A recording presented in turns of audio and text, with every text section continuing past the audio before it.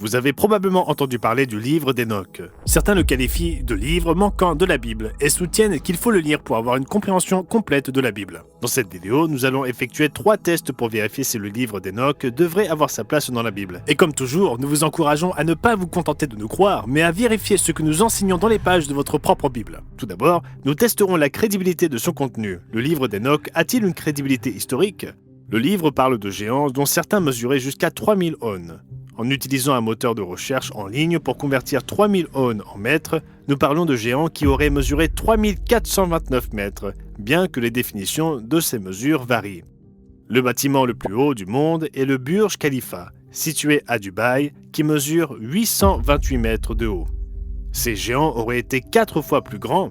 Il est évident qu'il n'existe aucune preuve historique ou archéologique d'une race d'êtres humains de plus de 3 km de haut déambulant sur la Terre. Le livre d'Enoch manque de crédibilité dans la réalité et n'a pas de sens.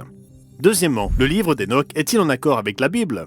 Examinons 3 déclarations du livre d'Enoch et voyons si elles concordent avec la Bible. Premièrement, le livre d'Enoch affirme, et je cite, « Pas un ange ne pouvait entrer et voir la face du glorieux et du magnifique, et aucun être de chair ne pouvait le regarder. » Cependant, Apocalypse 7, verset 11 déclare « Et tous les anges se tenaient autour du trône, des vieillards et des 4 êtres vivants. Ils se prosternèrent sur leurs faces devant le trône et ils adorèrent Dieu. » De plus, Jésus explique dans Matthieu 18, verset 10 « Gardez-vous de mépriser un seul de ces petits, car je vous dis que leurs anges, dans les cieux, voient continuellement la face de mon Père, qui est dans les cieux. » Deuxièmement, l'auteur du livre d'Enoch affirme ce qui suit. « Et moi, Enoch, moi seul, j'ai vu la vision, la fin de tout, et aucun homme ne verra comme moi j'ai vu. » Pourtant, le Nouveau Testament contient des visions de la fin des temps.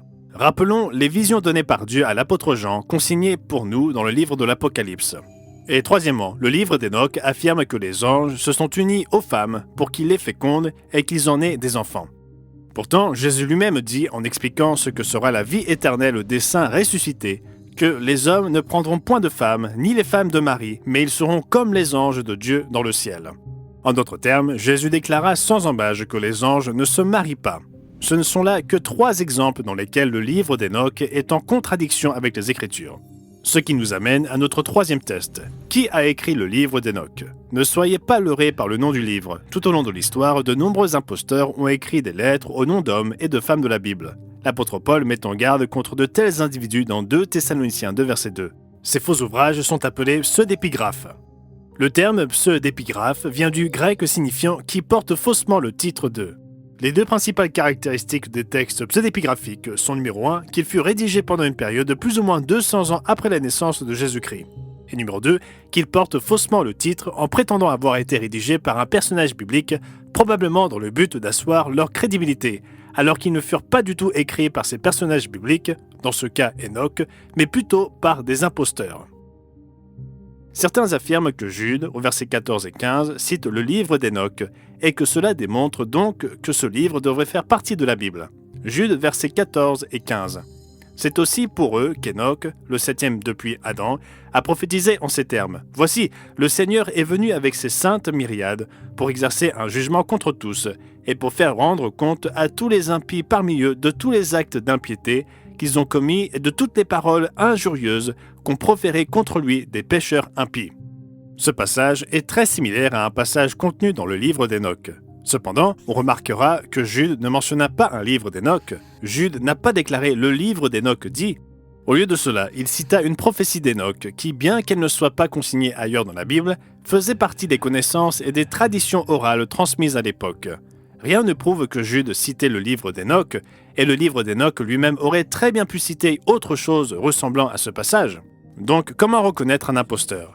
Il est possible que l'imposteur qui rédigea le livre d'Enoch se soit renseigné et qu'il ait eu connaissance de certains faits réels concernant le véritable Enoch. La plupart des érudits réputés s'accordent à dire que l'Enoch de Genèse 5 n'est pas l'auteur du livre qui porte son nom à une lettre près. En raison de ces preuves, il est largement admis que le livre d'Enoch ait été écrit des millénaires après l'époque du véritable Enoch. Le livre d'Enoch, qui fait partie des écrits pseudépigraphiques et dont l'une des caractéristiques principales est de revendiquer faussement Enoch comme auteur, échoue au test de la paternité. L'auteur qui ment sur son identité se révèle être un imposteur. Quel est donc le rapport entre le livre d'Enoch et la Bible ? Il ne s'y rattache pas. Il n'a aucune crédibilité historique et sa revendication d'Enoch en tant qu'auteur est un mensonge. En bref, suivez l'avertissement de Paul de ne pas vous laisser troubler, soit par quelque inspiration, soit par une parole ou par une lettre qui semblerait venir de nous. Tenez-vous-en plutôt à la parole inspirée de Dieu. Pour apprendre comment le texte biblique a été fidèlement préservé à travers les siècles, commandez un exemplaire gratuit de notre brochure La Bible, réalité ou fiction. Si vous avez apprécié cette vidéo, abonnez-vous à notre chaîne pour être notifié d'autres vidéos sur des sujets bibliques. Merci d'avoir regardé.